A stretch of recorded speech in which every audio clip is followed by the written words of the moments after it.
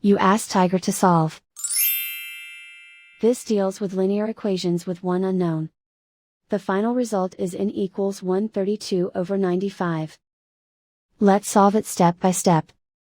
Simplify the expression. Expand the parentheses. Multiply the coefficients. Simplify the arithmetic. Group like terms. Combine like terms. Expand the parentheses.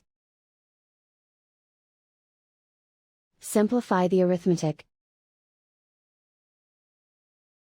Multiply the coefficients. Group like terms. Simplify the arithmetic. Group all in terms on the left side of the equation. Add 42 into both sides. Group like terms. Simplify the arithmetic. Group like terms. Simplify the arithmetic. Group all constants on the right side of the equation. Add 72 to both sides.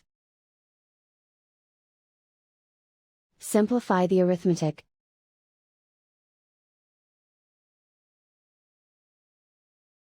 Isolate the n. Divide both sides by 95. Simplify the fraction. And so the final result is n equals 132/95.